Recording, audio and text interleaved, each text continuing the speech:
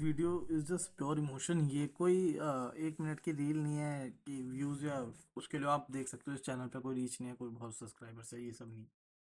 ना मैं कोई माइक यूज़ कर रहा हूँ, ना कट्स यूज़ कर रहा हूँ, ना कुछ भी नहीं है, कोई एडिटिंग नहीं, कुछ भी नहीं। सिंपल सा एक नॉर्मल सा ऐसा करूँगा कि देखने लायक लगे बस। मैं कंसर्न था, थोड़े इमोशंस थे, और थोड़े क्या बहुत इमोशंस थे, समझ में नहीं आ रहा यार करूँ क्या, बोलूँ क्या। यूजीसी के बारे में अभी तक आप लोग सब जान चुके होंगे।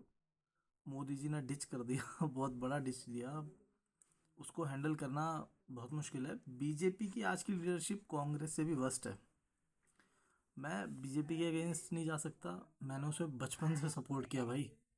जब वो नहीं थी पावर में, मैं तब भी सपोर्ट कर रहा था भाई। वो जहाँ जहाँ लड़ती है वहाँ वहाँ सपोर्ट करते हैं भाई हम।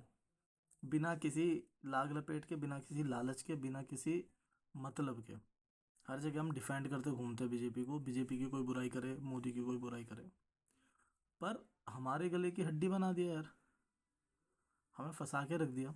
आने वाली पीढ़ियों को क्या भविष्य हम देने वाले हैं। आप आरक्षण दे रहे थे, वहां तक ठीक था, जबकि आरक्षण कास्ट बेस्ड नहीं है। आरक्षण इसलिए दिए जा रहे हैं कि कुछ जातियां समाज के और तबके के साथ उस विकास की गति को नहीं पा पाई। तो आपने आरक्षण का एक सिस्टम बनाया है कि इन्हें भी आगे लाया जाए। कहीं से कहीं तक कोई ये सिद्ध नहीं कर सकता कि किसी जात ने किसी के साथ छुआछूत या भेदभाव कर दिए, इसलिए वो पिछड़ गई। और इस पर जो जितनी बहस करना चाहे उतनी बहस के लिए हम तैयार। पर चक्कर ये है कि आप एक समाज का पतन उस हद तक चाहते हैं कि जो कश्मीर में ब्राह्मणों के साथ हुआ वो पूरी दुनिया में, पूरे भारत में एटलीस्ट हो सवर्ण समाज के साथ। क्योंकि हम दीवालों पे अपने खिलाफ नारे देख रहे हैं, हम यूनिवर्सिटीज़ में अपने खिलाफ नारे देख रहे हैं, हम जिस पार्टी को सर्वत्र दे के अपना चुनते हैं, जिसके आगे पीछे लगे रहते हैं, हर टाइम प्रचार में लगे पड़े, बिना बात में उसके सपोर्टर बने पड़े हैं, बूथों पे खड़े रहते हैं, अपने आप को धूपों में रगड़ रहे हैं, वो पार्टी हमें डिच कर देती है। और बात ये नहीं है कि हमें ये चाहिए कि हमारे किसी दलित भाई का भला ना हो, खूब भला हो। मैं तो कह रहा हूँ सब कुछ दे दो।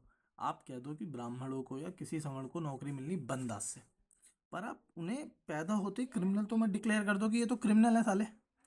जब हमको क्रिमिनल मान के भी थक जाओ तो ये कह दो कि नहीं नहीं नहीं नहीं, कुछ दिन रुको, फिर आपको क्रिमिनल डिक्लेयर। और डिक्लेयर करने का तरीका बड़ा अजीब, कि कोई आएगा कह देगा भैया इसने मेरे साथ ऐसा किया, मुझे बुरा फील हुआ, he must go behind the bars and be there for 3 years। और आपको मैं एक बात बताता हूँ, इन्होंने उस एज के बच्चों को टारगेट किया है जिनमें समझ विकसित हो रही है, जो अभी 18 साल के नए नए हुए हैं, खून गर्म है, हंसी मजाक करना पसंद करते हैं, घूमना पसंद करते हैं।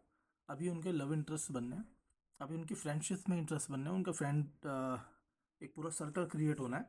और इसमें बहुत सारा हंसी मजाक, खेलकूद और कई चीज़ें होती हैं। हमने भी अपने दोस्तों से कई बार मजाक किया, पर अब रिवेंजफुल तरीके से उनसे बदला लिया जा सकता है। वो अपनी छोटी छोटी गलतियों पर फंसेंगे, और अब मैटर जेजेबी में नहीं जाएगा, जुवेनाइल जस्टिस वाले नहीं देखेंगे, मैटर चलेगा एडल्ट कोर्ट में। हमारा 18 साल का बच्चा कॉलेज में एंट्री लेता है, इससे कम का लेता नहीं। एंट्री लेने के बाद अगर किसी ने उसके खिलाफ कुछ कर दिया, अगर वो टॉपर है, पूरी क्लास उससे चलेगी। किसी एक बच्चे को लगा यार इसका मामला सेट करते हैं, उसकी कंप्लेंट डाली, वो गया अंदर। आप कर क्या रहे हो? लड़कियों को जबरदस्ती प्रपोज करवाओगे, उन्हें हाँ करनी पड़ेगी, या तो समझ समाज ये करेगा कि बच्चों को पढ़ाना बंद कर देगा। तो जब आप आरक्षण से नौकरियां नहीं भर पाए, तो आप उनके बच्चों को पढ़ने से रोक दो। ये बहुत अच्छी स्कीम है। और फिर इसके बाद कई लोग थ्योरी लेके आएंगे, ना ना ना ना ना, आप ऐसा ना समझो, योगी आदित्यनाथ को हराने के लिए ये सब कुछ हो रहा है। मैं एग्री कर जाता हूँ।